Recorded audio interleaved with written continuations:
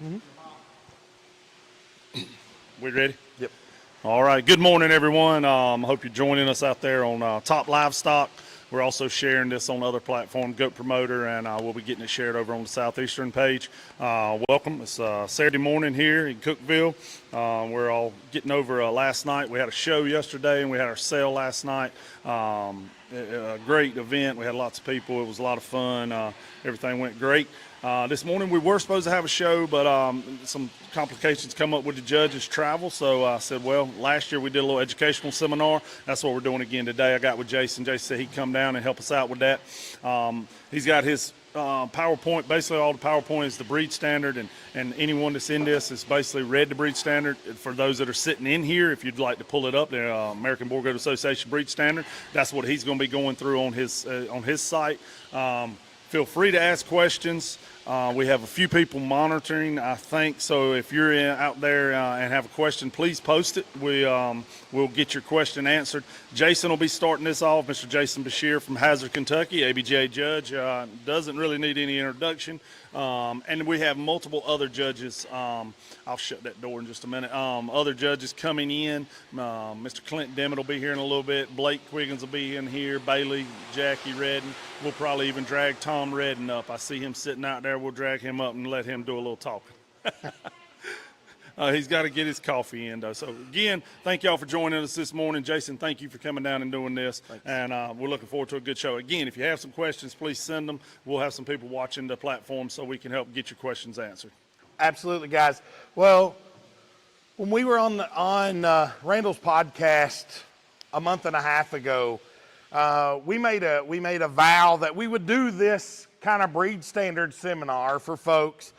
And it's something that I feel real strong about. Probably in 2003 or 4, we had what was called top conferences. And it's basically this, just a little more hands-on, a little bit more intensive. It was a day-and-a-half deal where we really dissected what that breed standard means and why it's important. And I think that as breeders, it's really important for us to understand the breed standard. And you can read it, but that doesn't necessarily, understand what it means. So we're going to try to dissect that a little bit today. We're going to go right through. So if you got the breed standards pulled up, you can do that. If not, you can pull it up, abga.org, search for breed standards, and you can get that there. But it starts out with the head. And although our good buddy Terry Burks loves to tell me you judge livestock from the ground up and the butt forward, normally we do. But our breed standard starts with the head because we see a whole lot of difference when we look at a boar goat head versus any other goat head. So it should be prominent with a strong, gentle, soft brown eye. Boar goats are generally docile creatures. Now, for those that's here in the audience, who's seen those crazy wild-eyed recips? Or who's seen those crazy wild-eyed goats? It's not what a boar goat's supposed to be. They're supposed to kind of have this. And if you look at this goat, inner eye, a good brown eye, she don't look crazy. Now, sometimes they still act a fool because they're a goat, but we want them to look soft and gentle. We don't want them to look wild-eyed. They're supposed to be soft and gentle brown eyes. It should exhibit an ennobled or Roman nose. So what that means is that this forehead is prominent, and that from the tip of the nose through the horn should create a half circle. So if we look at this female, we get a pretty good half circle. She's a good, beautiful headed doe kid. They should have wide nostrils, a well-formed mouth with well-opposed jaws. Even though we have changed the way we raise goats over the last 20 years here, and this goat may not be in pasture, but at some point in time, she will be in pasture. So we want those well-opposed jaws. We want that good, stout bottom jaw to be functional. Now, what does this mean with wide nostrils and a functional jaw? the wider the nostrils, the wider the eyes, the wider the horn set, is the wider the body. You'll hear a lot of judges say, I know where this goat's going to go as soon as it walks in the ring. By looking at a head, you can kind of get a good idea of how that animal's going to be put together just by looking at her head. We know that she's wide-eyed. We know that she's wide-horned. We follow that back. She's wide through her shoulder. She's wide through her hip. She's wide through her pin. So you can tell a whole lot about a goat, a boar goat especially, by looking through their eye or through their head. Horns and ears. And I picked this one because I think she's got a pretty good set of horns coming out, even though one's kind of been nicked off a bit. But they're supposed to gradually slope back. They're supposed to be dark, which this one's dark. They're supposed to be round. Who's seen a flat-horned goat? If we think of a Spanish goat, or we think of a dairy goat, they get those flat horns, they'd end up being real tight. A boar goat's horns are supposed to be more round than flat. And this doe's very rounded in her horn, very pretty and elegant. Of moderate length for this March kid, her horns are right where they should be. There's Mr. Pitt.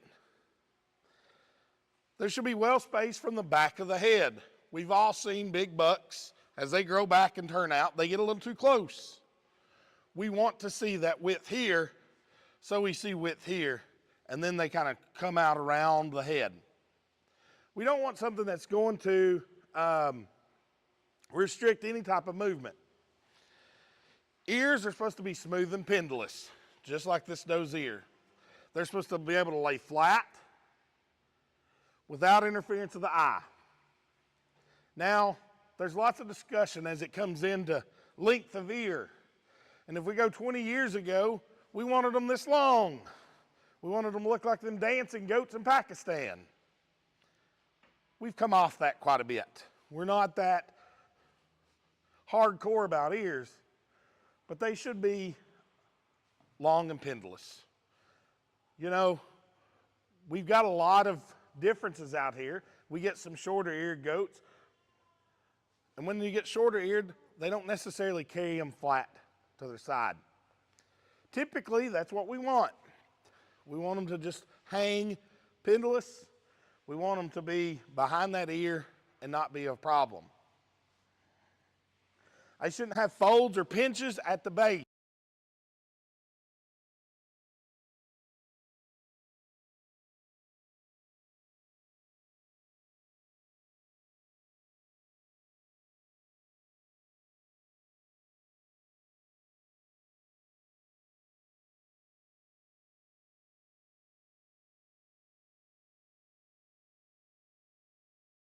An ear that's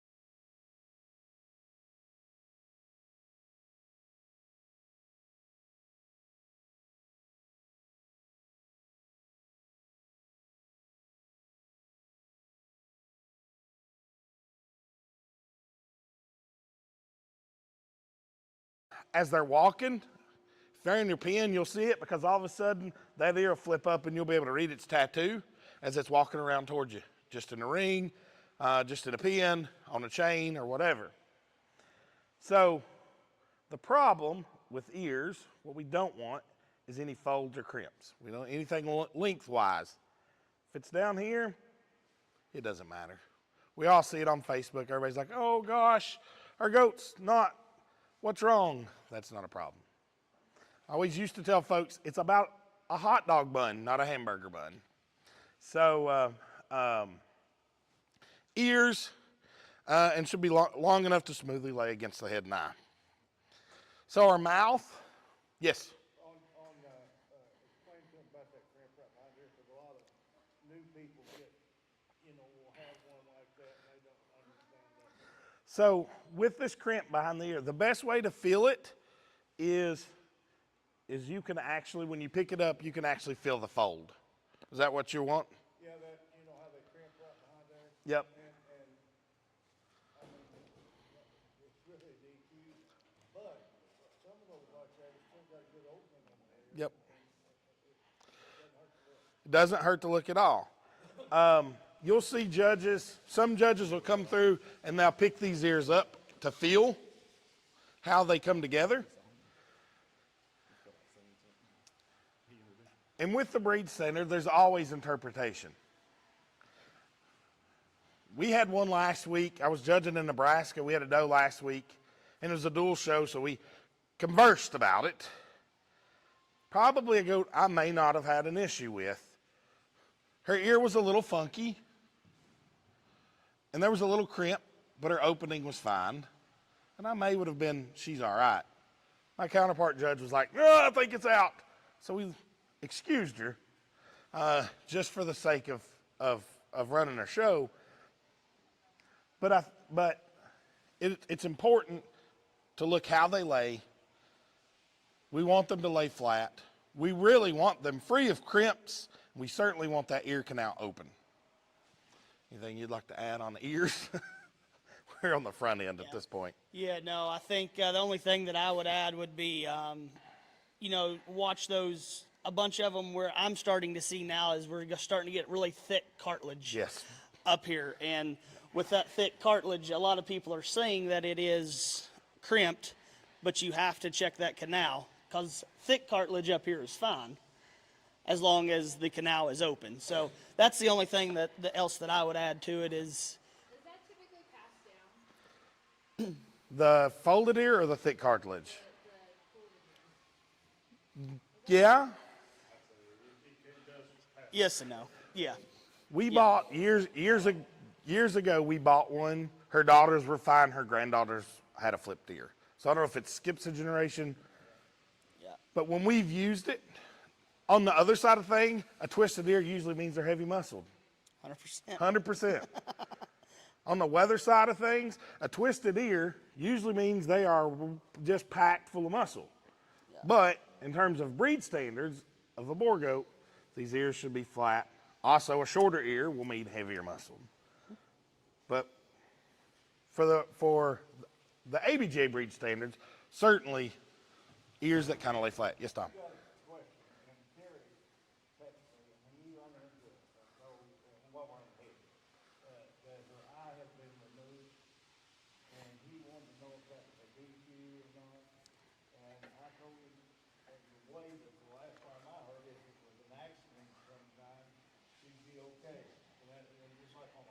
Yep. I think that's what I would have done as well. Can they hear online the question? Okay, so the question was, what happens if a doe is injured and we have to remove an eye? And for me, I think it's fine. Now, years ago, I've heard John and Jackie Edwards say, absolutely not. Because it could have been a blue eye and they just got it out so they could show it. But I'm going to give the benefit of the doubt to the animal and to the exhibitor. But certainly, because we all have wild things that happen, and especially as we get into this next part, which is teeth. How many teeth are a goat supposed to have? Anybody want to answer?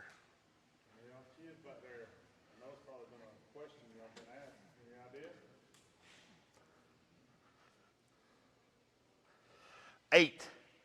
Goats supposed to have 8 teeth. And then they start at about a year old, they start shedding those teeth.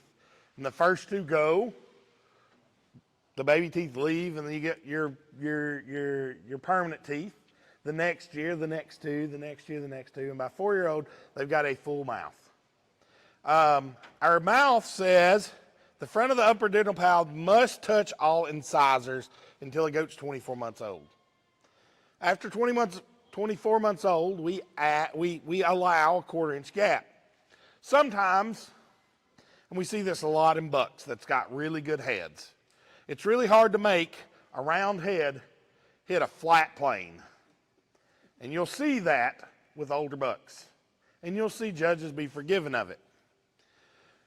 But ideally, we want that if we look at that mouth and we make a fist and we cup it, we want that to set with my 4 fingers, being those 8 teeth. We want them to set like this. It is okay if they flare as long as they touch at the bottom. The breed standard says as long as they touch. As we get older and that head gets more pronounced, sometimes we get a little pullback. We can take up to a 1/4 inch. Teeth must erupt in proper sequence. So if we open this doe's mouth, she should have all 8 baby teeth. If we come back next year and she's got 2 baby teeth in the front and 2 baby teeth on each side, is that good or bad? It's bad. We want them to erupt in sequential order. So we want them to start with their permanent teeth, the first 2 in front, the next year, the next 2, the next year, the other 2.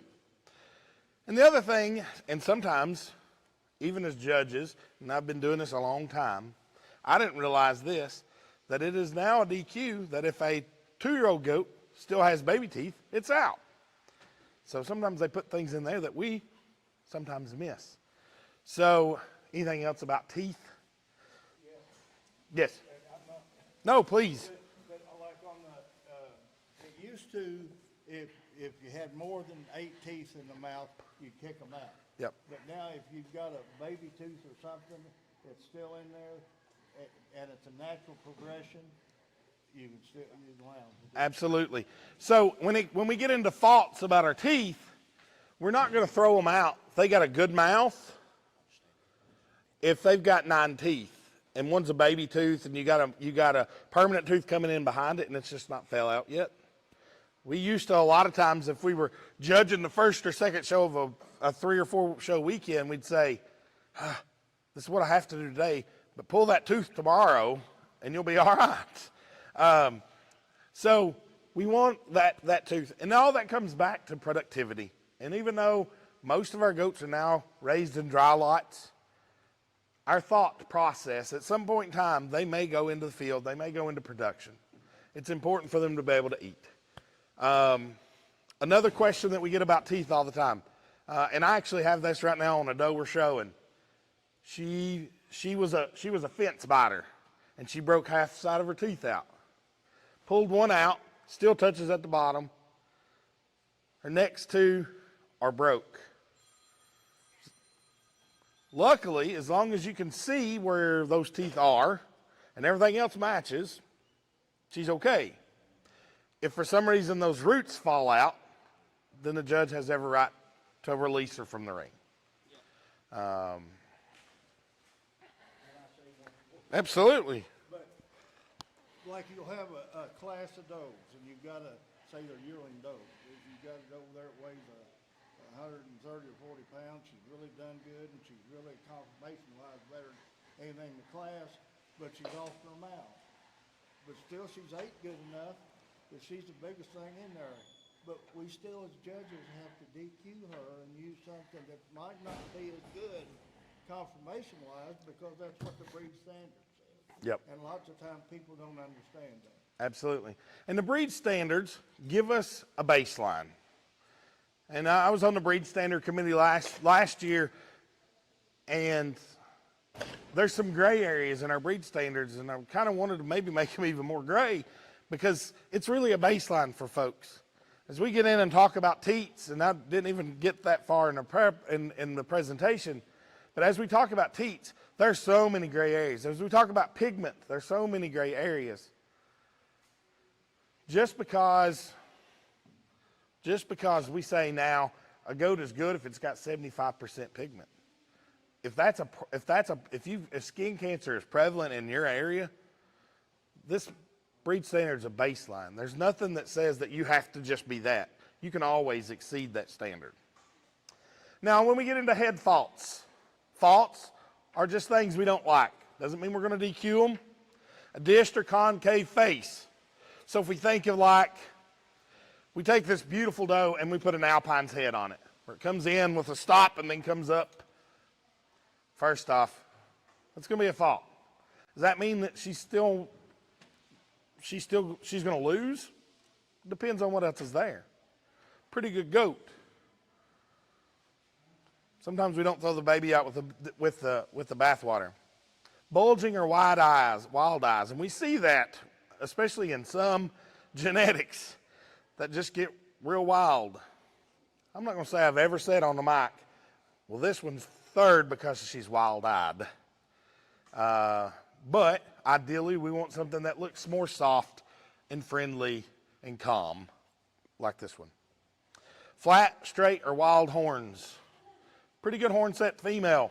Sometimes we get them and they go straight back, especially if we talk about percentage goats. When we throw other things in there, they get wild. Sometimes we got a buck now we're using who's really tight horned. He's got other things we like, and we got a buck that will fix that. We got animals that come out and they start turning here. And then they kind of curve, instead of behind that ear, they're curving it out over top of that ear. Horns positioned too close together. They're too close here. What I was always told when I started, we want some width there. One, for me, I want width there because that's going to show me how wide this goat is through the rest of its body. But if you get a narrow horn set goat, and you're running 150 does in the back lot, you're going to go out one day, and your best doe kid's going to be hanging there by a leg, stuck in that horn. We've all seen it, especially with wild Spanish recips. You know, they'll go through and hook somebody, and then they'll catch them right there at that hock, and they're hanging there until you can fix them, and sometimes it's too late. Horns that grow too tight to the neck. And I think we forgive that on older bucks, because as they grow back, but if we're looking at a yearling buck and his horns is already wearing the hair off of his neck, we're probably going to say something about it.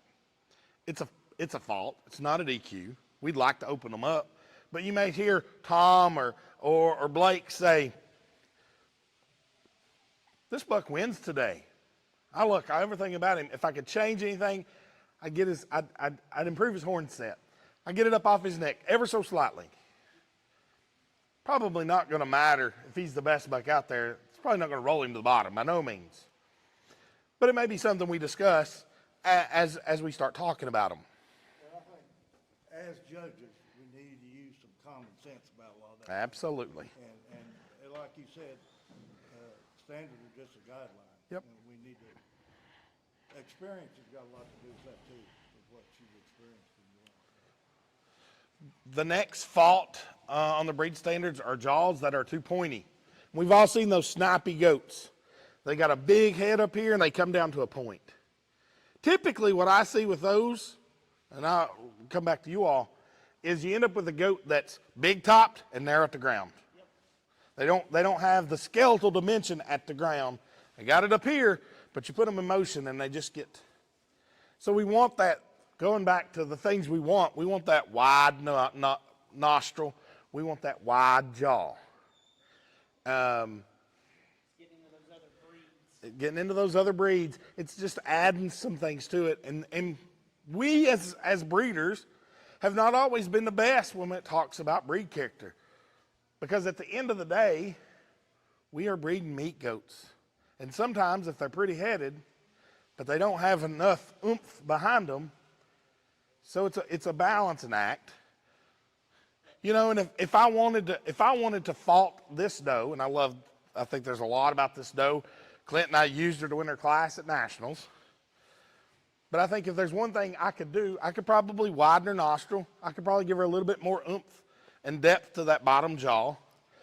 And I think that would make that head just look a bit more stouter. Yes, Tom? Well, and not so much as an EQ and in the show ring, but on cattle or any species, if they got a wider muzzle like that, you'll find out as they get older, they're easier keeping. Yep. Because they can consume so much more. You don't think about it, but if they've got a wide muzzle, they can consume a big old mouthful of grass or hay where a little old narrow one, she has to eat twice as much or chew twice as much to get that much in her. That type of wisdom is exactly what I want as we do more of these. Because sometimes we're like, who cares if it's got a wide muzzle? Like at the end of the day, who cares? But there's nothing in our standard that doesn't come back to some sort of productivity or health standpoint. It may not be productivity for your program, but at some point in time, it was a big enough issue that we felt that it needed to be in there. Yes. Oh yeah, yeah. We'll get to the body here in a minute, but as we just look at her head, we certainly like the curvature of her head. We could stouten her nostril. We could stouten that bottom jaw up ever so slightly. As you all are breeding these goats, though, I think we can almost get too critical of getting a good head on one, and then you lose everything else. Yep. If you just focus on what the breed standard says about a head and all of that, you can lose so many more things that will get you further ahead in the show ring than just that head. One of the best things that somebody told me 30 years ago is we never single trait select. Correct. Yep. We never just say, man, I'm just picking this because of the head. We're trying to look at the entire animal and not just say, I want this. Because we will lose this if we're just focusing on that. If we're just focusing on this, we will lose this. So it's truly a balancing act. Yes, I think a lot of people go to the certification class too. They get one thing in their mind. Boy, that got a big butt. That's going to win the class.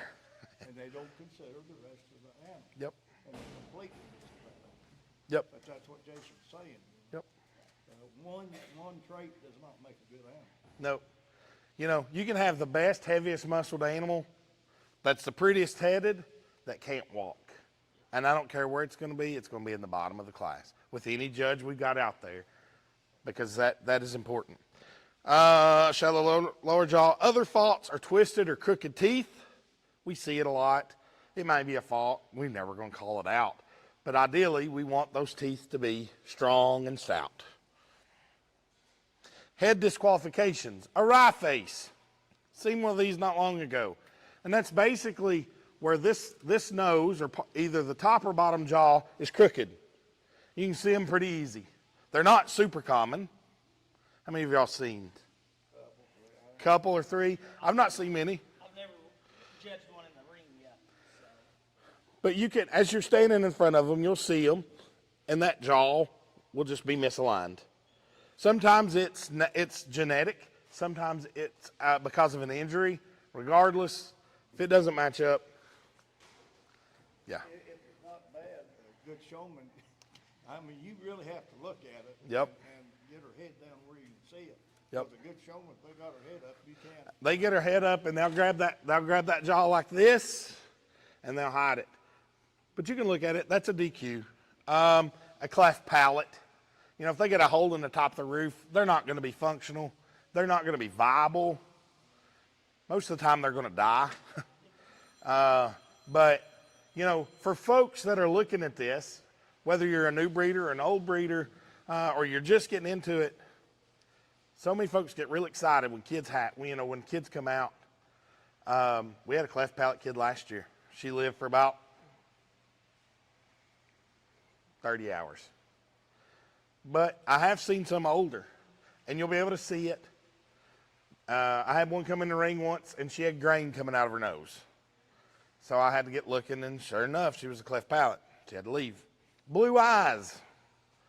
Blue eyes is, in a lot of livestock, is indicative of inferior traits. For some reason, we get into Nigerian dwarfs, we get into Mytonic goats, and blue eyes are the fad. It's not. For our beloved boar goats, brown eyes only. Ears folded, like we talked about. If that comes in, it's crimped, folded, that canal is blocked, we got an issue. A shortened jaw, lower jaw, where the teeth is hitting. We don't see that often, but we do see it. And then, of course, bigger gaps on young kids, or bigger gaps on older. Seen a buck last weekend, loved him, percentage buck, and I was like, why didn't you show him? We were selling him, and he was 5 years old. He would have easily walked the percentage show, and he commanded good money for a percentage buck. I was pleased with him. And she said, well, his mouth's off. And I'm like, oh, but now he was one of the prettiest headed bucks you've ever seen. But sure enough, his mouth was off about that much. Way more than we can say, yeah, that's okay. That doesn't mean I wouldn't breed to him. I think that, once again, things are all relative. Explain a deep jaw to them. A deep jaw. Yeah. You want to explain it? Because you can do it better than I can. Well, you'll see, I call it almost a bird-headed thing, They have no jaw to them down here at all. And you want a big old deep jaw. It's just like on the mouse, the wide muzzle. They can just consume so much more.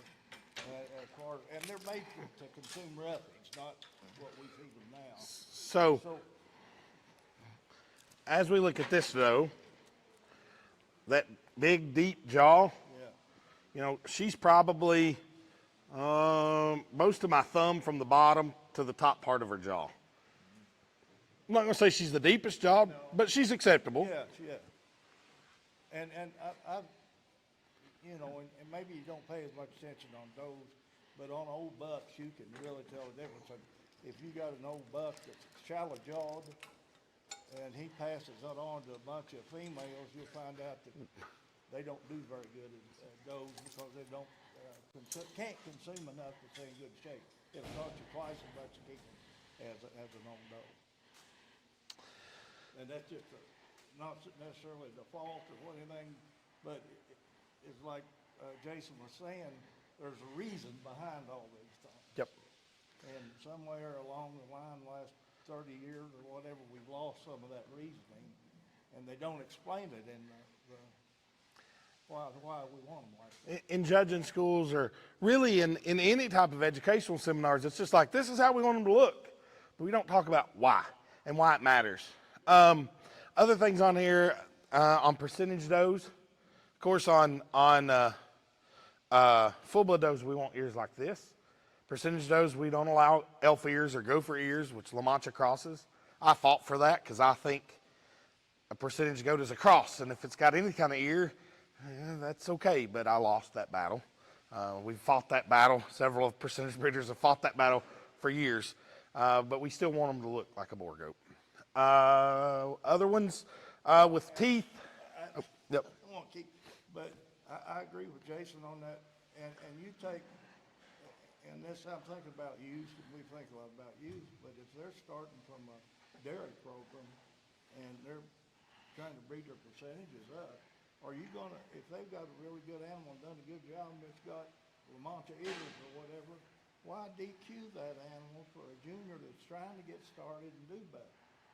Yep. I mean, if she's a good producer, got a good body, and looks like she's gonna milk well, why are you gonna worry about the ear like that? Because La Mancha's, as far as I know, everyone I've ever seen gets along good. Yep. And I'm just like Jason. I don't understand why they fight so hard against that. By the time you breed up to the purebred deal, they're gonna have boar ears By that time anyway. So, And I guess there are, once you get into that lower purebred, you're probably going to get maybe 1 out of 16 of those kids might have a gopher ear. And at that point in time, you got to make the decision to cull that one if it's a doe. But I think my ideas of a percentage program is let's actually raise percentage goats that are truly percentage goats. And then all of our mouth issues, if there's more than 8 teeth, naturally more than 8 teeth, if there's not in sequential order, if there's a bigger gap or whatever. So those are the faults about the head, or the disqualifications about the head. Now, as we get into it, for us judges, how much emphasis do we put on that head? We might say, Probably we should. I mean, if it's acceptable, yep. we let her go. I mean, 9 times out of 10, I'm not going to say anything unless it's really good-headed and at the front of the class. I'm going to say I love the breed character about its head and horn, and go on with the other superlatives that it has. If it's ugly-headed, I might say I love all this about it, but it's still winning, even though I'd like to put the head on it that the doe and second's got. At the end of the day, for me as a judge, it's important, but functionality is a little more important. And I think that's why we've seen maybe our heads change a bit over the years, but I also think over the years, our body, our muscle, our structure, and the way we move and maneuver around the ring has got superbly better, and it's just a balancing act. So as we get into our next section, it is the neck and forequarters. So as we go through our breed standards, the next section, it says that they should be moderate in length and proportional to body. Most of the time, you can take this part of the body, this neck is as long as from the shoulder to the rack, which is as long from the loin, which is as long from the hip. And when you hear a judge say balance, that's really what we're talking about. And we may not necessarily think about it, but everything is proportional to each other. So we want them moderate in length. And we see swings on this. I remember in about 2009 or 10, we had Doc Dressler making some of the prettiest goats in the country. And they were the longest neck, prettiest things, but they had no substance to them.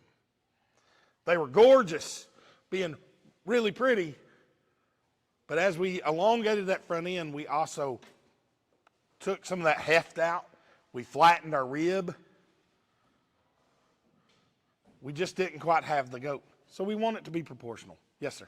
Well, and there's a difference and after you breed livestock a while, you understand, but to get feminine females, you have to use masculine bucks.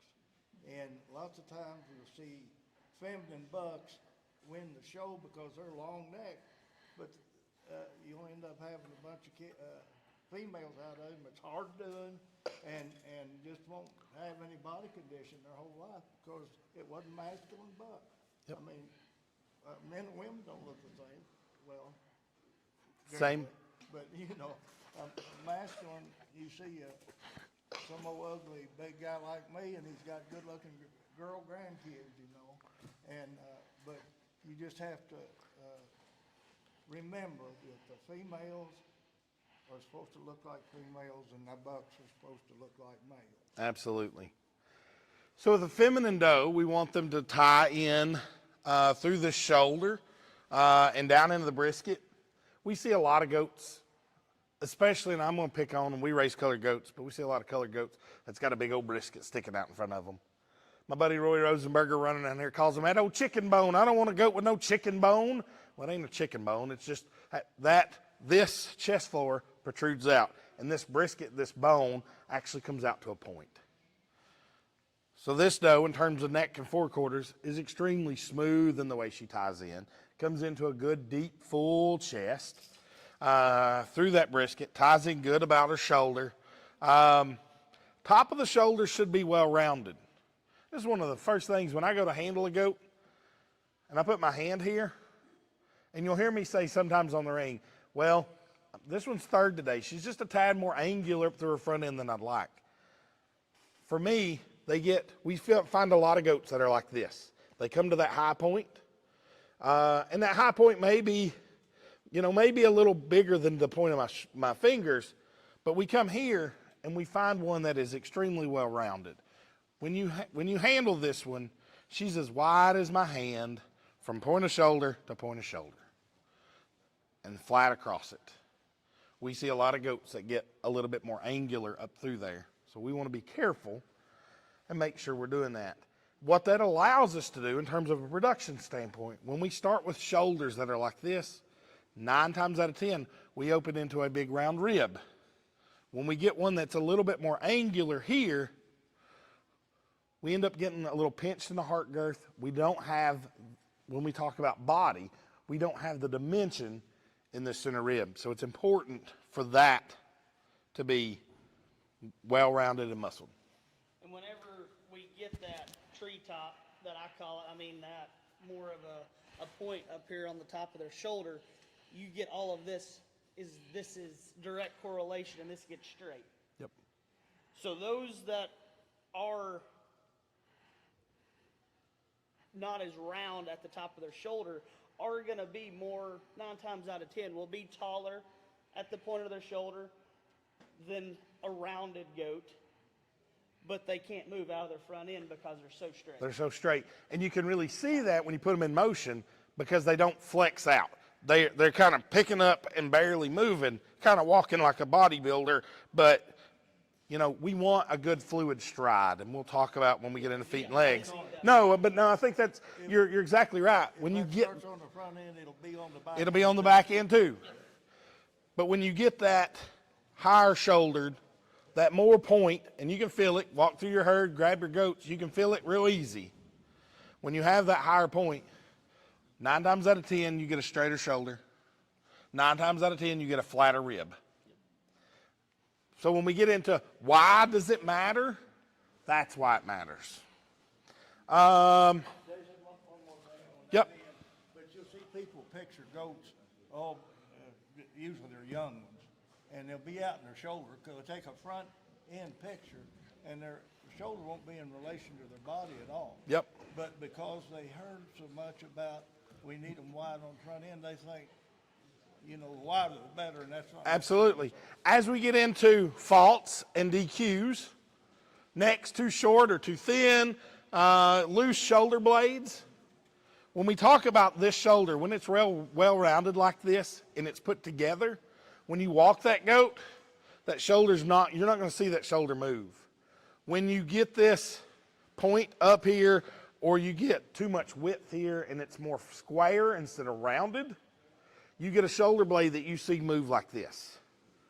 And when you see one move like this, it's open shoulder. That's a fault. And if it's extreme, it's a DQ. And you see their feet moving like this. A protruding sternum, we don't want that chicken bone, as my buddy Roy calls it. I don't know where he's at. He's in the back somewhere. Narrow or shallow chest. So we want width there, but it's a balance.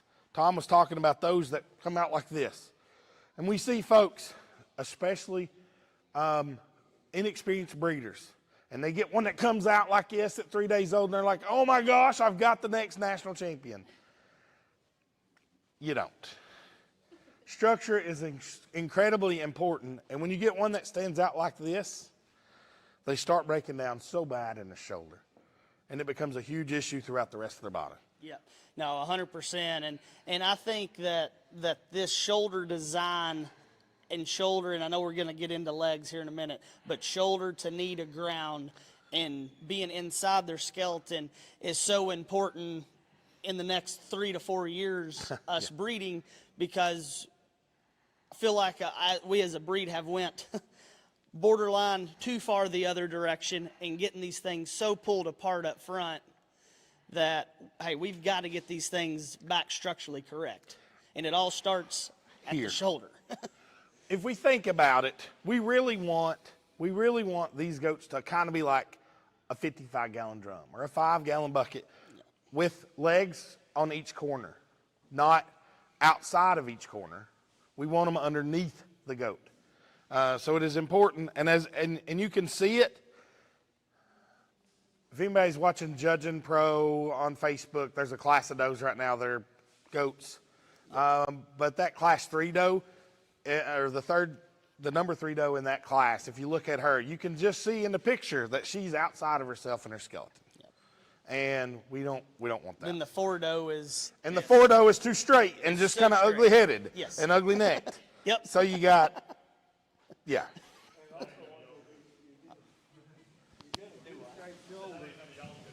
You get them too straight shoulder, they start to want to buckle in their knees. And, you know, you want them straight. Everything you want straight, basically. You want it straight, but even straight.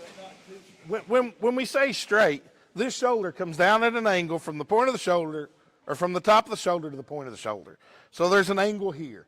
And if we think about an animal as car shocks, This is a shock absorber. These angles are. So this angle comes down to this angle, which then comes down to this angle and then goes back to the hoof or back out to the hoof. We want to make sure those angles are correct. When this to here is too straight, we start to get animals that start to buckle or turn in at their knee.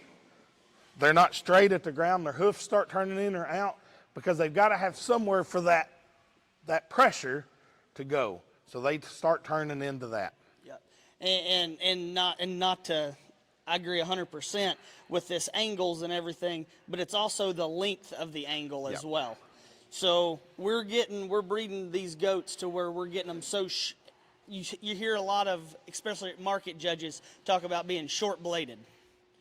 We're getting them almost borderline too short bladed, and that's throwing off every angle. Yep.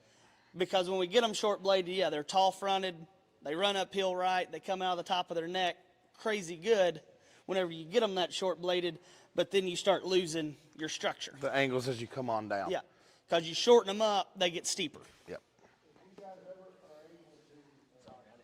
Oh, no, absolutely. Get a paper done by Fred Holmeyer, these guys know who I'm talking about, but he had all them angles. I mean, if you want the number of the angles and the set of the angles, he had them all in his paper. I'm not saying they're right, but now he had them figured out. He thought he was right. He thought he was right. That's for sure. Fred was a good feller. Other faults that we've got, narrow or shallow chest. We also want this depth of chest. And we see that in a lot of females. We've seen that kind of phase go through where we wanted them really, this chest to be up here. We want depth. Because what that does is that opens the depth of this forerib. That opens the depth of the rest of the animal. That opens their body cavity. And when you hear a judge talk about skeletal dimension, that depth there is important. When we get one that's shallow, that chest rolls in right here, it's going to take a whole lot to gain to get enough guts in this goat to make her functional. But she's very good where she's at. Waisty brisket. If we're getting fat in the brisket up here, we got a way too obese goat. And the way that a goat deposits fat or any extreme faults would then be a disqualification. If we get her head's sitting here, we could use that as a DQ. I don't know that I've ever seen a judge do it. We're just gonna roll her to the bottom of the class because she don't balance, because she's just too thick necked, too short necked. She sorts herself out to the bottom. Hey, Blake, explain like Terry does on how a goat fattens, Yep. in relation to other species. Yep. You can, yeah. So a goat will get fat from the inside out, and then, I'm not sure how Terry does it, but then from here backwards, right? Yeah. Yeah. Yeah. And then you can put, Then most every other species is ground up butt forward yep. in relation to how they lay on fat. They start at the ground, come up, and then butt forward is how, but goats are different. Inside out, Yeah. usually starts here, works back. You get one that's really big and fat at this tail head, they're gobby fat. Yeah. They're problematic. Yeah. Yep. Yep. Yeah. Yep, absolutely. So moving to the body, and that's kind of from the point of the shoulder out to this hip. Moving to the body, and this is one of my favorite lines, and I love to use it, is these goats are to be boldly three-dimensional.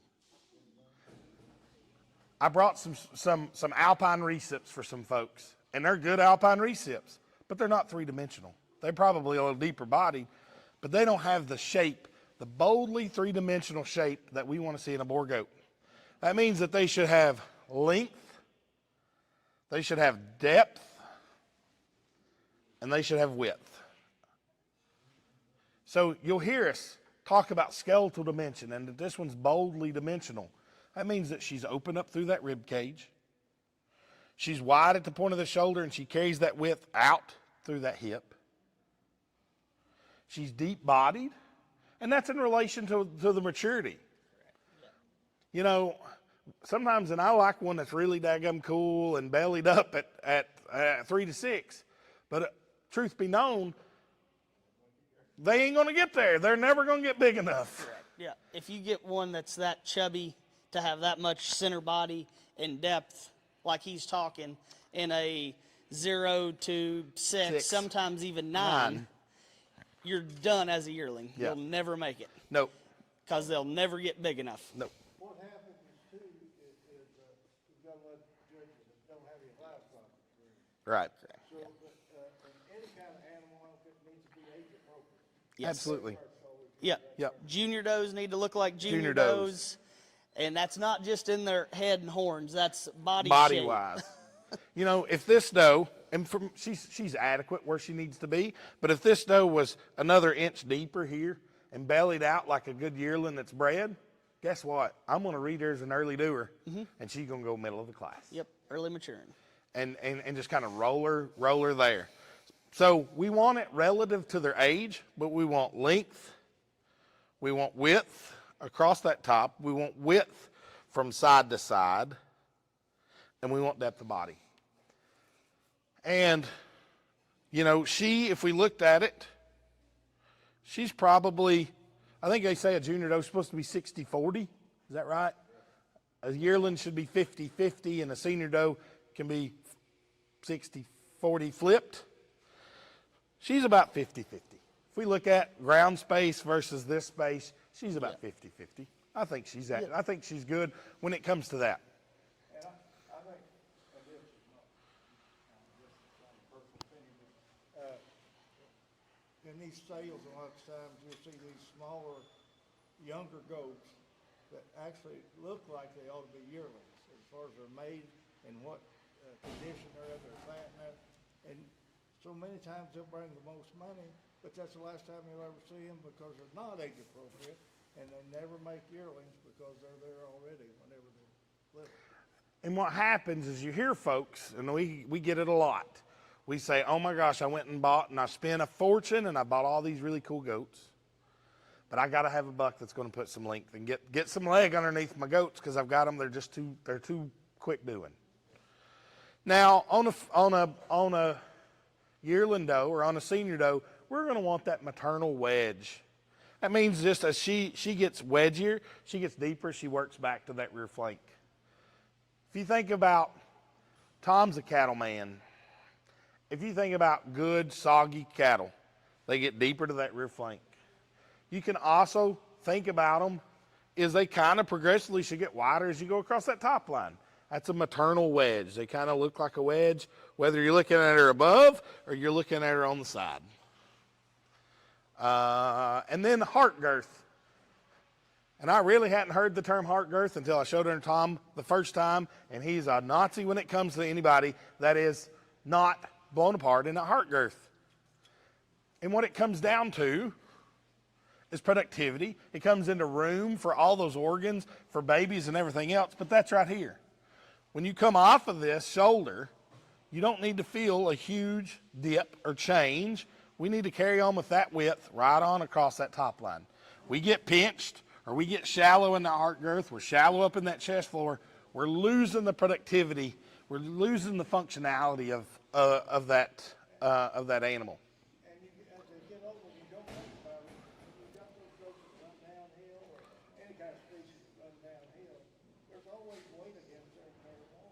Yep. Correct. I mean, when they're laying down and standing up, they'll not last as long because it takes more energy and more, just more effort for that thing to survive because it's always got weight against the internal organs. When you jack that shoulder up a little bit, that shifts that back where there's not very much pressure on the internal organs, and it lifts usually up on the 25%. Absolutely. Yeah, for sure. And I don't know about Jason and us, the other judges in here, but I'll take a shallower chested one, but if they're shallow chested and pinched, They're out. it's a bad deal. Yep. But you can be shallow chested and crazy round ribbed, round caged, and you're still maintaining that same area in there, but it's out instead of deep. But usually those aren't really shallow chested. Correct. They're just Yes. tucked under and pretty Correct. chested. Yes. Yeah. Yes. Yeah. No, Yes. absolutely. Yeah. The other thing about this heart girth, and we think about this transition and the way they transition out of this body into the shoulder. if you've ever slaughtered a goat or a deer or a steer or a hog, you got that loin muscle, longissimus dorsi, as my livestock judging coach used to scream, and it runs through here. If we get animals that break here, that means that muscle starts wide here and then narrows up. So if we take that, why this matters outside of body, and just look at for meat standards, we're losing product because that muscle, that shape, isn't following the animal all the way up to where it ties into the shoulders. 100%.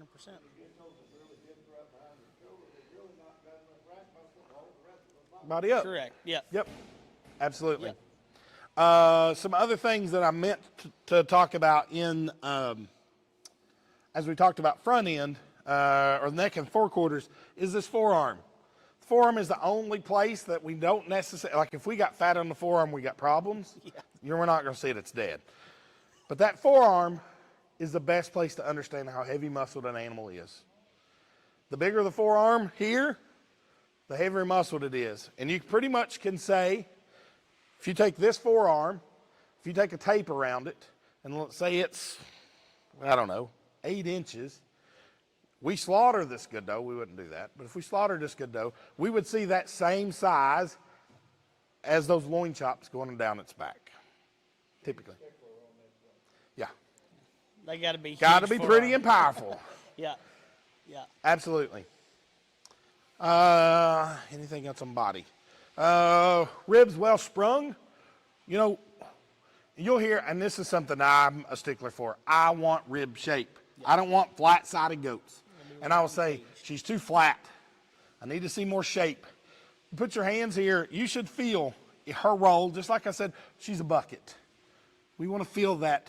We want to feel that roll. Put her hand here. It doesn't need to be like we're carrying a box or we're carrying a binder or we're carrying a laptop, something that's flat. We need something that we're holding with that's got some rib to it. Yep. And with that, and Terry Burks is the best to say it. Look at me. I've got rib shape, and I'm easy keeping. That's right. Yeah. Years ago, when there was another association, when I say years ago, I mean years ago, that other association liked animals that were taller, longer, maybe prettier, but they had no, they were angular, and they had no rib shape. Yeah. That's where I first judged that.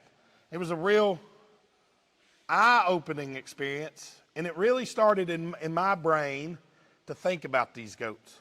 Because we come from, I guess we had a national champion in 2012 with the other association.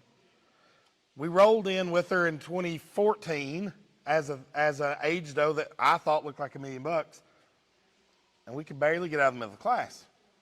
But that goat, who had her, she was a good goat, but she also was one that had to consume an entirely too much feed because she didn't have the rib shape.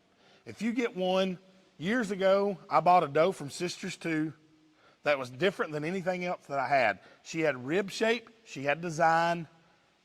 You could take that doe out of the pasture and show her anytime she wanted to. When you don't have rib, when you have flat-sided goats, they're going to be the hardest ones to keep looking good. Yeah. All the way down. Yes.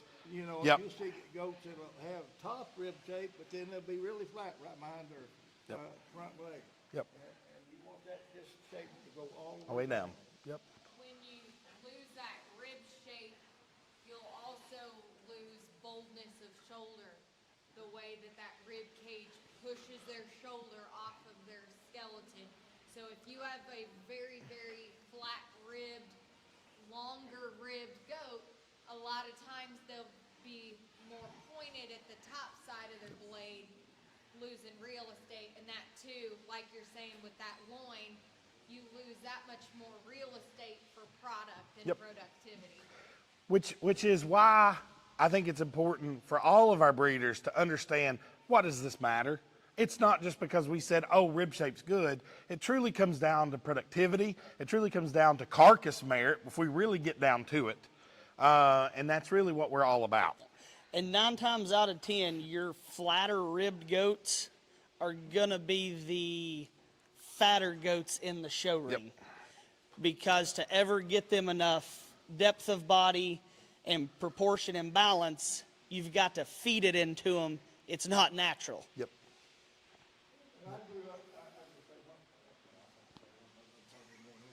Anyway, I grew up, and cattle were smaller, you know, but they were easy doers.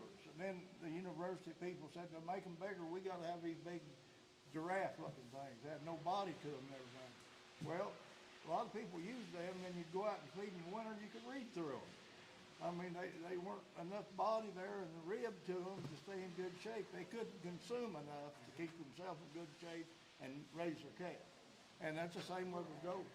We have to be careful not get them too tall and too stringy. Yep. We got to have some shape to them. Yep. Absolutely.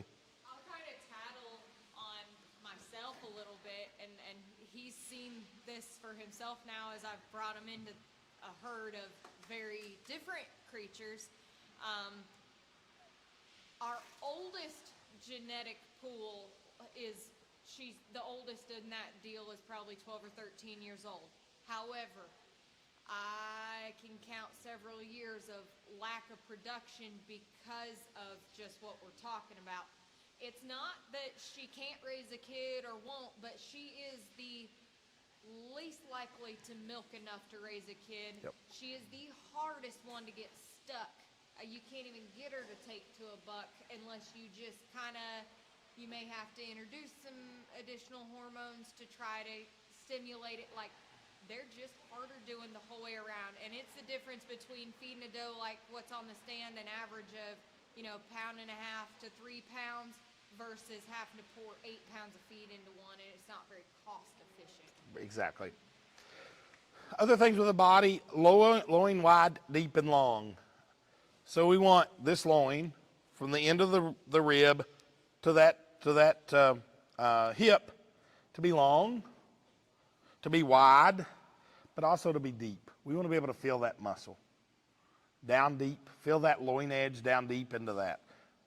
And hopefully, the majority of the judges that you show to at least handle them. And sometimes it's just a judge doing this right here before they pick that leg up.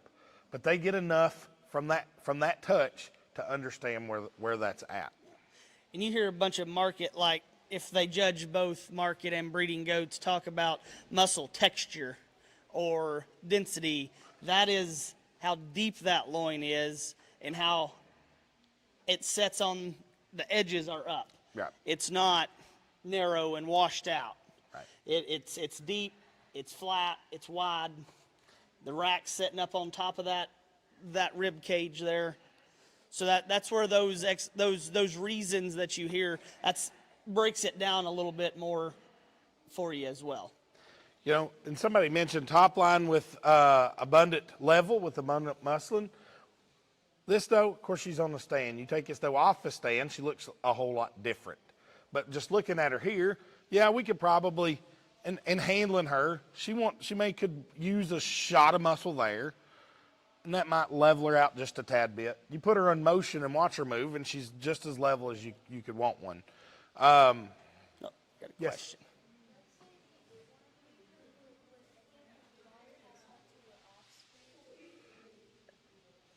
It could.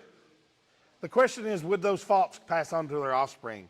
Definitely it could, and I think that's where it becomes interesting for you to understand the strengths and the weaknesses of your animal, because we've not made a perfect one yet, and try to match and pair this one up, or your breedings up, with animals, whether it's the bucks that you have available to you or it's the bucks that you have in the tank, to make the best breeding decisions to try to offset the things you don't necessarily like about this one or that one. And then this one, which I love in our breed standards, is body condition score. This doe is not fat. A lot of times, I think as judges, we get yelled at for using fat goats when we're just using big rib goats. But this goat's not fat. This goat's got a good body condition score. It's not too high. And I think we're getting a whole lot better from picking fat goats all the time. Correct.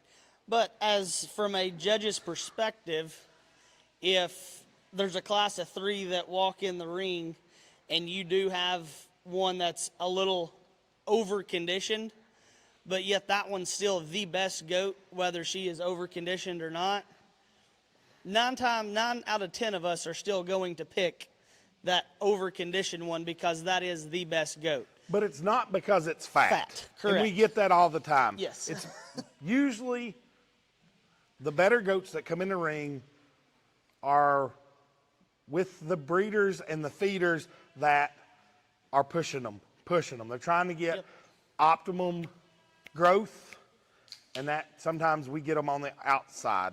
We saw a doe. We had a doe at Nationals that Sammy and I had saw 2 weeks or a month before, and we used her and loved her. We talked there that she was on that fence, on that line. We get to Nationals, we didn't use her because she crossed that line and got, there's a line, and you come up to that line, you're probably still going to be all right. You cross that line, and it really depends on the judge and what else is in the class. But you get one comes in there and get one all over. Yeah. Right. It's been a year of that. Yes. This has been, I've not ever in 20 years in the industry seen goats as fat and shivering as what we've seen this year. Yes. And I don't know what the intentions are with that. I don't know why feed costs has gone up so much. I don't know why anybody would want to feed them to get that heavy, but they're, like, there's goats that I'd call obese this year. Yeah. I mean, yeah, we're getting goats that whenever they start depositing fat here, We're at problems. we have major, major problems. And we've seen I think we've all seen Yep. quite a few of them that whenever you can grab there and you can't really define what's skin and what's fat, you've got a problem. Yep. We don't talk about ketosis and pregnancy toxicity and everything. Usually that's on fat goats. But it's not because of the goats, it's because you're feeding her too dang hard. Mm-hmm. You know, you gotta keep her lean enough where she can produce, but she's gotta have enough energy also to feed her kid. Yep. But you get one that's too fat, you're taking all that away from her. She's putting all her energy into getting too fat. And a goat, you cannot pull that fat off quick. No, it I mean, takes Some years. cattle you can pull it off pretty quick, but you can on a goat. So internal fat, I'm not sure that you can ever truly burn that type of fat off of them. And I don't know how many experiences people have had with the aftermath of that situation, but it's not very pretty if you're able to fill the bucket later, type of deal. But it's also a lot easier to fall into that ketosis trap if we get them fat at this age. Yeah. It's Yeah. not later. It's you now. Get them so gummed up inside now that the reproductive organs weren't able to grow and get any bigger, and then you have problems later. And not only that, is their system at a young age has got used to depositing the fat in those certain areas, and it doesn't, I mean, animals have a system, you know what I mean? Yep. And they get used to something, and then that's where it goes. Yep. And it just, and I'm like Bailey, and Bailey and I've talked about this before. That fat when they're young is a lot harder to get up, and it maintains their whole life. Yep. And the goats aren't like other species. If you get them fat early, hey, we can't breed them, kick them out on pasture, and they'll shrink back down after they kid. Because if we get them so fat now, they just won't breed. You can't get them stuck. Period. Exactly. And they're too heavy to put under and flush, because whenever you flip them upside down, all of that extra weight compresses Crushes their organs. their organs, their lungs, everything, and they don't wake up. So We had a doe that had ketosis. She didn't look fat, but she ended up dying. I don't remember, we didn't do nothing to her, or anything, whatever. But anyway, I wanted to cut her open. See, I'll bet there was 2 5-gallon buckets of fat inside that goat, and she didn't look fat outside at all. Yep. And they get that deposited, that's where the fat ends up on the goat inside. It's our silent killer. So moving on to faults and disqualifications when we talk about body.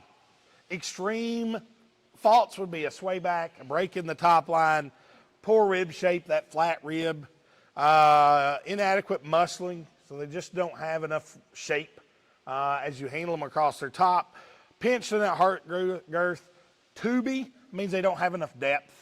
You know, if we take this one up to where she's another inch across, we're going to say she's tubular. She looks more like a lamb.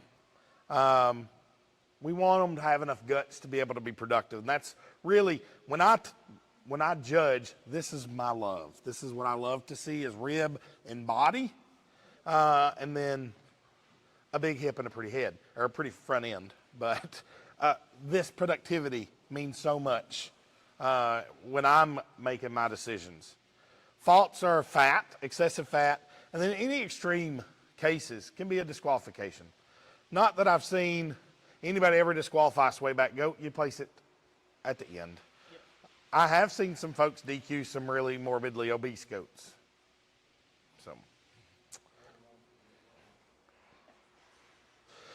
So as we get into our hindquarters, so that is our hip from hooks to pins.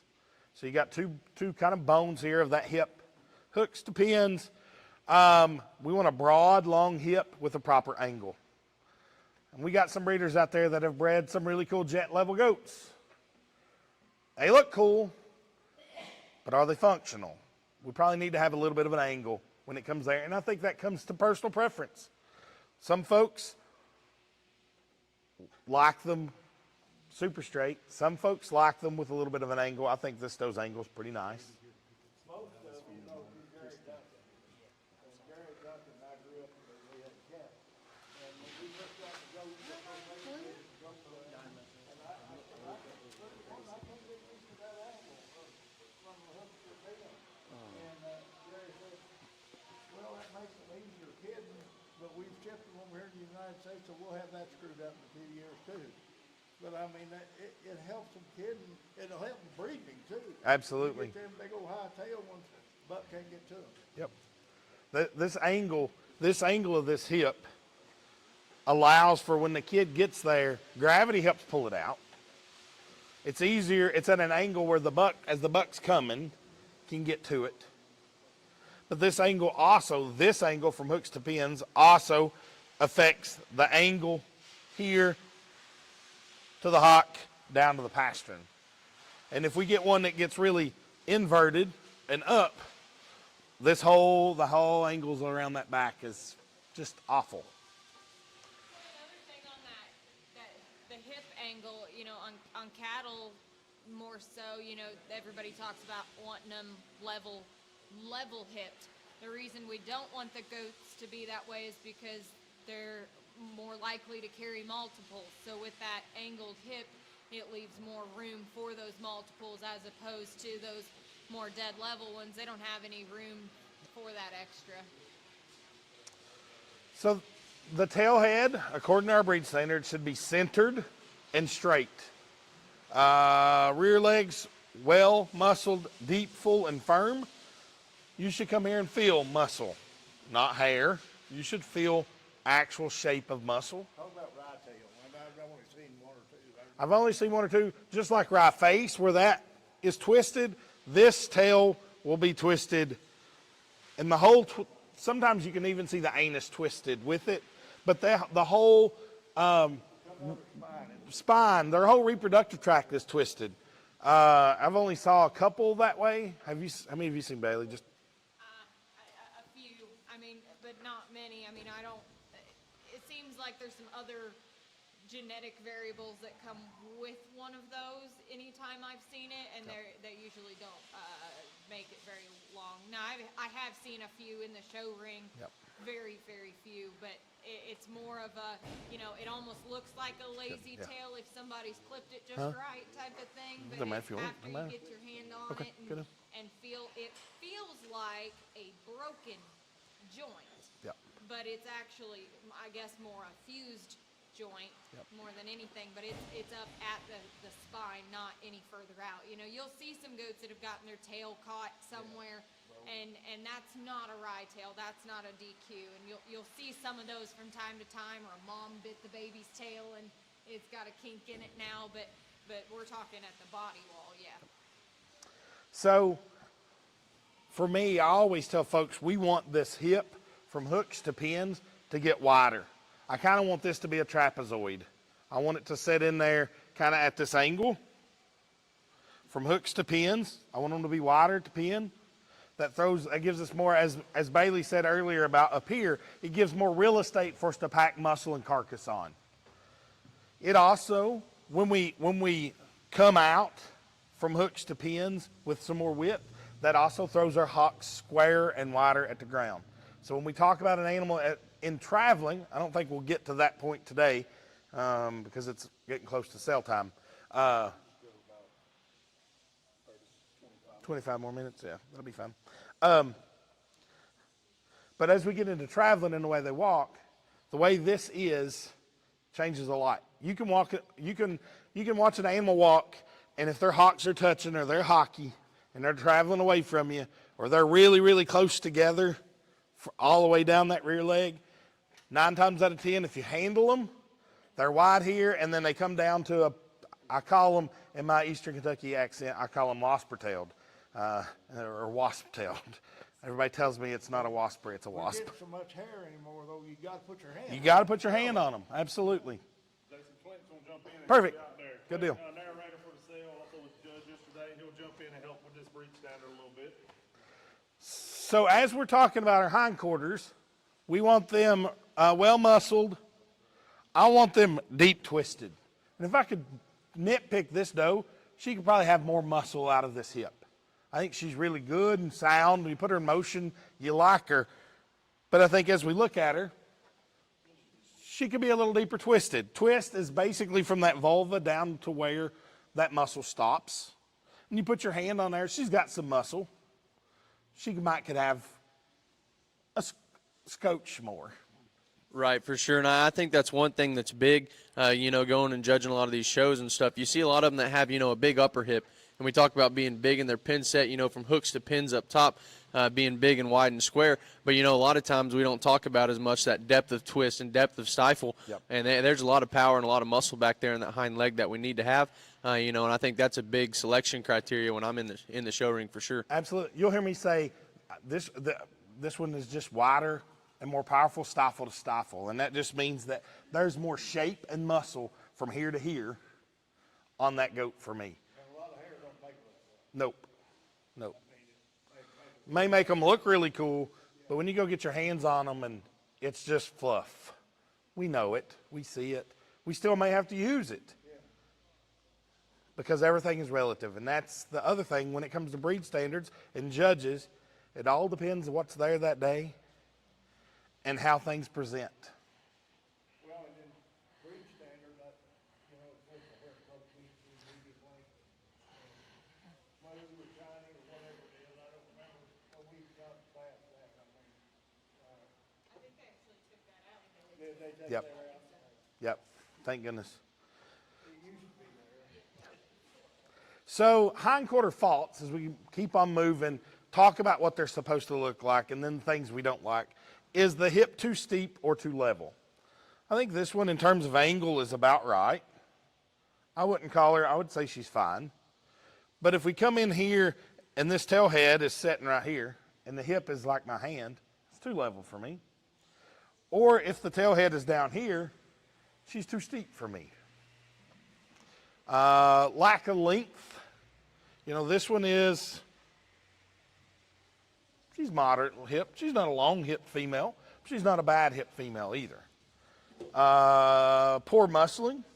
She certainly has some muscle. If we wanted to tweak her, we could maybe stouten her ever so slightly. Fat deposits near the tail. That's a fault. Or rye tail, which we've talked about. They're major faults just as we talk about hip, not necessarily how feet and legs move. I think you covered most of them. One thing that I think is very, very important to know is just the correlation of like their hip length to everything else in their rear skeleton. I like from hooks to pins, the levelness, the set, the pitch to it, the squareness of it, the width of it, that correlates to everything else and how this goat moves. So if you're going to be real short in your hip, you're probably going to be short in your step. Sure, yep. If you're really, really level down your hip, a lot of times we're having to pull up and we get a little straighter in that rear hock. And it's vice versa there. For a steep hip, you're going to be round, you're going to be sharp in your hock too. Yep. And so I think that's really, really important when I'm sorting livestock, when I'm looking at babies, anytime I'm making a selection, that's very important for me is the set, the pitch to that hip, and the squareness as well. If you get this angle, just as we talked about this shoulder angle coming and kind of being that shock absorber. It's the same thing here. So you got those angles that come in. If you get one that's really steep, you're going to find a real sickle hocked animal. She's going to be camped under herself. She's going to that hock's going to be out here, and then from hock forward is going to be underneath herself. And if you watch her walk, she really looks like she's just a circle, like a train in motion. We don't want that. We want them to take a big, good, long stride with adequate flex and movement, which we'll get to when we get into feet and legs. Absolutely. So, and I think we see post-legged, just as we talked about when we take the angle out of the shoulder, when we level this hip out straight, 9 times out of 10, this leg gets to be, we don't see this hock visible. It's straight. There's no angle. There's no angle to this hock. It's literally just a line down.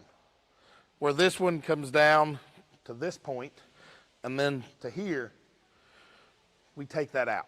And when we do that, when we have that straightness, just like if you walk without your knee, you're not taking a big long, it's going to take me 30 minutes to get across this ring. Right, it's not comfortable for them. It's not comfortable for them, and we want an animal that goes out, you know, if we had time to really getting in depth of picking these apart, and we start turning these loose or we start watching them, you know, we want this rear leg to fall in this hole that this foot left.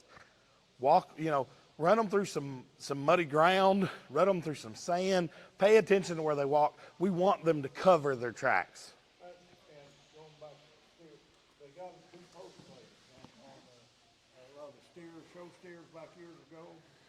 Well, they try to keep some of them heifers from cows. They'd stay in the pond most of the time because their joints hurt. I mean, they get out there and they just had no flex in their joints, so they'd stay in the pond or just get out, you know, whenever it's to them. We want these animals to be comfortable or they won't produce for you. Seems like it results in more injuries too. I mean, you get them straight enough out of their stifle and hock, it's pretty easy for them to just lightly get bumped at the feeder and stifle one or blow a hock, and now you're kind of up a creek without a paddle. And all of this goes back to the same reason I wanted to give this talk is, even though sometimes the show ring may not show it, this breed standard is really allowing us to produce goats that are functional and goats that are built right. And you know, it's a blessing and a curse. Our industry is full of livestock folks, but it's also full of folks that this is their first livestock project. And with that, they don't have the years of experience in beef cattle as Tom does to understand that. So it's important for us as an association, as breeders, as exhibitors, as promoters, as whatever, to teach these things so other folks can pick those things up. Because if you got into it because your kid was in 4-H and they were in 4-H for a bit and then they decided to go play soccer, but you're in love with goats and you're raising them, it's still important for us all to continue learning. So feet and legs, strong, well-placed legs in proportion to body depth. So we want legs out on all 4 corners. As we talked about when we were talking about shoulder, smooth joints for easy moving. You'll hear judges say all the time, the clean jointed one wins the class today. You want to explain that? For sure. So, like, talking clean joints, we're talking about her knee, we're talking about her hock out back, and I think that correlates to a lot, like, just athleticism, to comfort and coordination, again, when they're getting around the ring. We want them to be big-footed. We want them to be small in terms of their joints. We want them to be smooth in their joint work. Not necessarily small necessarily, but more smooth, because we want big bones, but we want smaller joints there as well. And so, like I was saying, I think it just allows them to be more comfortable getting around the ring, allows them to be more fluid in the way they transition, and, of course, just more athletic there in the way they look. The small jointed ones that are still big in their feature, big in their bone work, but clean in terms of their joints. That's what we're kind of after. It allows them to move and motor freely. And as we talk about feet and legs, everything we talk about is just like Tom said. If we get them off ever so slightly, and these aren't 1,200-pound cows, heifers that are standing in the pond, but even for their frame, they start to get discomfort. And when an animal gets discomfort, they become hard doers. They're not going to eat. They're not going to be as efficient. They're not going to milk as well. They may not even get up and let their kids nurse because they're sore, they're hurting. So it's important to build them right from the ground up. Well, and that's, you get them bad jointed when they start getting fluid in there. So it's actually the body trying to get enough lubricant in there to make it comfortable. When you see those kids that are growing really fast and all of a sudden they get a big pocket on their knee, it's the body saying something's not quite as clean there as it needs to be, and it's pushing fluid to kind of put in an extra shock absorber. Sometimes it could be just as simple as somebody didn't trim their feet and it got it off, or it grew so quickly. Sometimes it could be more issues up through the shoulder that caused that fluid. Proper bone size, it's relative to the animal. I want a buck, he better have some pop cans. Does are going to be a little more refined. But it also comes to the frame of the goat. If you've got one, and we all see them, those little bulldogs that's got feet like this. Teddy bears, exactly. And then by the time they get done fitting them, they're this big, but they're this tall. For me, they're cool to look at, but that's probably not proportionate. Right, and you talk about joint work, those probably don't have the cleanest joints. They're probably a little coarser right there. They're definitely not as comfortable in the way they move, for sure. Absolutely. 9 times out of 10, those also tend to be straighter off of both ends of their skeleton for some reason. That's right. Front leg straight from shoulder to the toe. We just want to, hooves should be pointing straight. We need north-south. We don't need east-west. We don't need them walking out like this. Like me, I'm naturally splay-footed. I'm knock-kneed, splay-footed, and that's usually what we see in goats. Goats that come in at the knee, go out at the toe. And what that does, if you think about, if you're standing like this, think of the pressure you're putting on your knee. Me just doing it now hurts, but can you imagine walking your life like that and how that takes productivity and life and functionality out of that animal? So it's important as breeders, as exhibitors, as buyers, that we pay attention to those things. And sometimes those are easy. Somebody didn't trim their feet, and we can fix it. Sometimes it's a more bigger issue. And usually when I see feet issues, I see knee issues. For sure. Unless it's a foot trimming issue. Right, and I think one thing, like from the side, a lot of times if you can't really tell on their toe, or sometimes their toes are pointing straight, but that kneecap, you'll be seeing that kneecap sitting there staring at you from the side, and that's no good. I think that's real important. We're looking there and making sure our toes are right, our knees right, and like you said, them joints are clean. Yep. Yeah.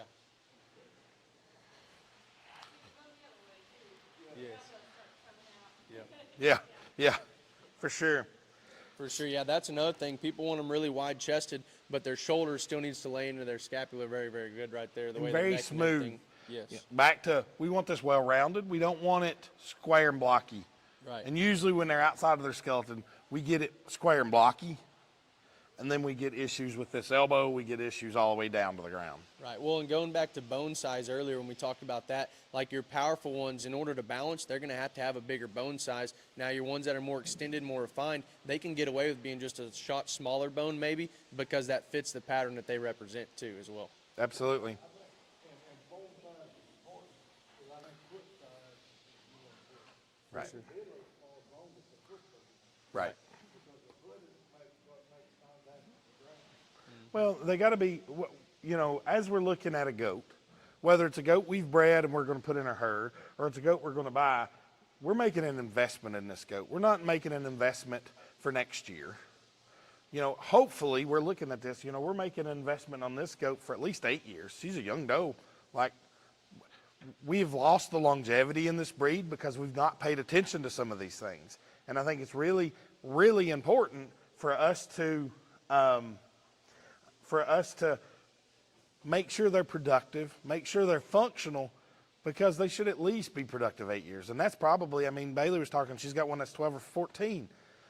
The oldest doe we had kid at our place was 15 years old, and it was an old Glenn and Lillian Allen doe that produced your national champion doe. But they were just functional. They were functional. With feet and legs and continued, rear legs should be a straight line from this pin bone down to the hock, down to the pastern. If we get them camped under, that line looks like a sickle, looks like a curve. If we get it too straight, then what happens is this and this ends up being behind that line of the pin bone. And once again, if we had time to get them off and walk them and move them, you would see that post-legged goat just don't stride the way that it needs to. Usually their pasterns are. Right. Which is the next thing, strong to medium pasterns. We want strong pasterns. They got to have some flex to them. I was talking to an exhibitor just recently about pasterns. It's got a buck that's really struggling on them. And he wanted to know the answer. How do I fix it? It's just the animal. They're just long pastern. Mm-hmm. Get another buck. That's what you see them, the ones that are longer right there in their ankle length, those are the ones that are usually weaker in their pastern as well. Yeah, you'll get a long pastern goat, and when they go to stride out, they set plumb down on those dew claws, and they may pop back up for the first 6 months. Yeah. But then they're going to really, really kind of get down and draw. And the more weight you put on those things, I mean, you get one obese that's got weak pasterns, they're going to crash and they're never coming back. Never coming back. If I can add to that, just for like, from a breeding standpoint, when somebody kids out a bunch of goats and they're like, oh my gosh, one of these things has come out, we pass them at, a day to 3 days of age, it may be a deficiency. Yes. Right. Just A genetic fault. genetic fault, right? Right. Yeah, selenium is key when it comes to kidding, and you end up getting a bunch of soggy pasturing kids. A little shot of Bosie will get them up quickly. I'm not a vet, so don't sue me if that doesn't work. Yeah, That's right. Usually the weak pasterns that you hear us talking about is this ankle is 4 inches long. And when they go to set down, that 4-inch breaks down and they dig right in the ground. Also, well-formed dark hooves, just like the horn. I don't know why the dark matters. I wish I had the correlation. I think it correlates to the pigment of them. I'm pretty sure. Probably. It may be used to, I don't know. Yeah. Now anymore, we've got all these different rainbow colored goats. I don't know. Right. Striped hooves. It follows it. Yeah, lots of striped hooves. Yeah. So our faults, and I think this is the last section. I didn't get into reproductive tracts. I didn't get into pigment because that gets into a lot more controversy to talk about. And I think we need a lot more time than a couple hours to be able to do that. And to be doing this live stream, it's also kind of hard to talk about pigment with folks that's online. But knock kneed, buck kneed, calf kneed, or bow legs. So that's all within the knees. Knock kneed, bow legged, calf knees. The knees are in at the knees come in and then go down. Bowed knees, they come out. We want this leg, that is a fault. We want this leg to be straight. This is a good kneed, clean jointed female. Short or long pasterns. A short pastern, we talked a lot about long pasterns. Short pasterns, also a fault. They're too short. So they're too upright. They're no give. So if we think about all these angles on these legs are just for shock absorption.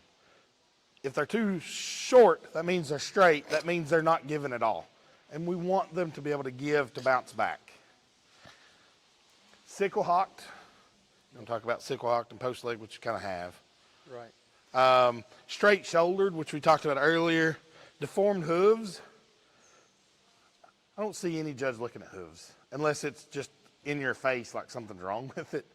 But we see some, as Jackie looked at hooves. Well, and I think. Right.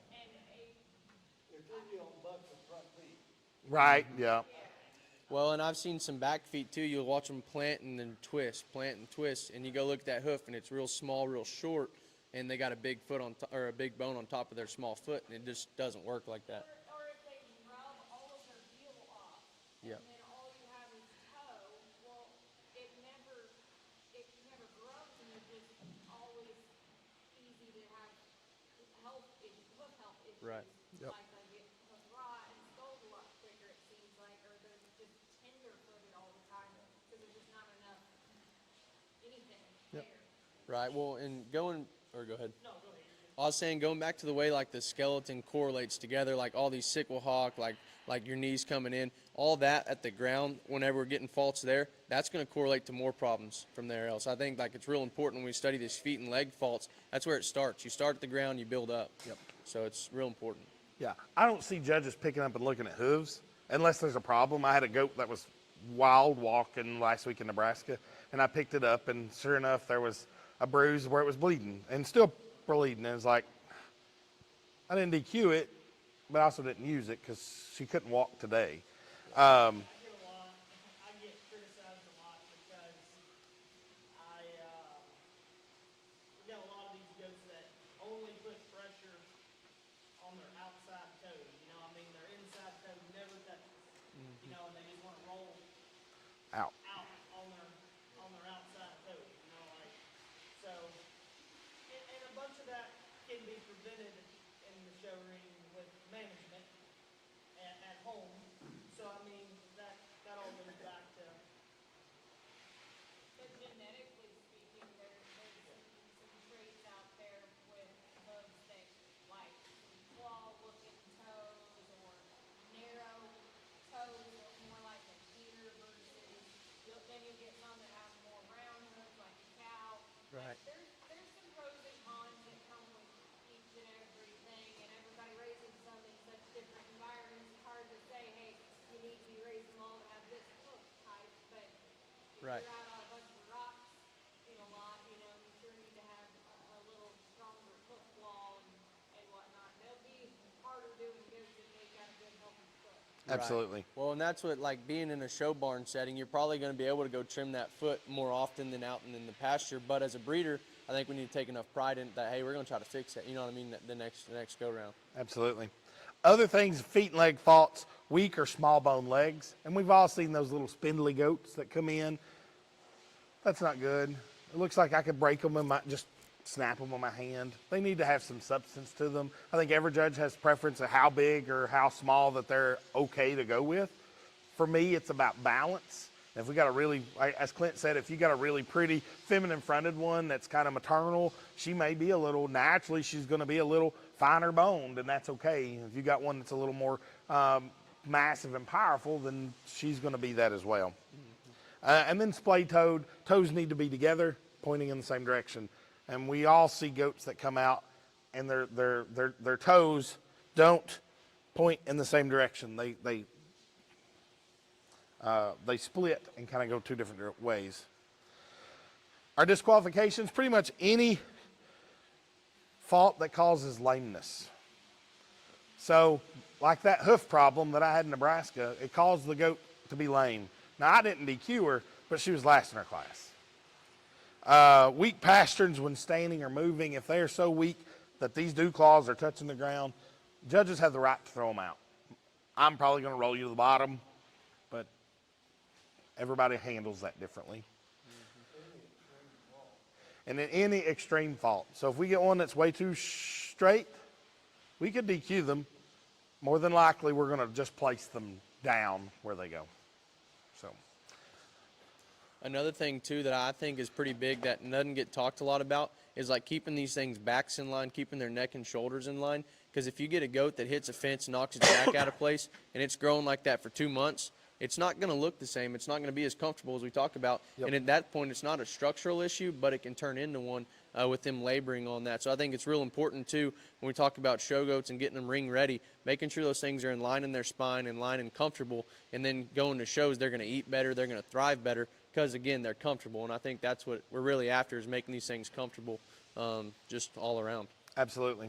Well, guys, like I said, we're not getting into skin, coverings, pigment, reproductive tract, reproductive traits, but that's a little bit of why the breed standards matter. And it's not just there because the board or the association wants things one way.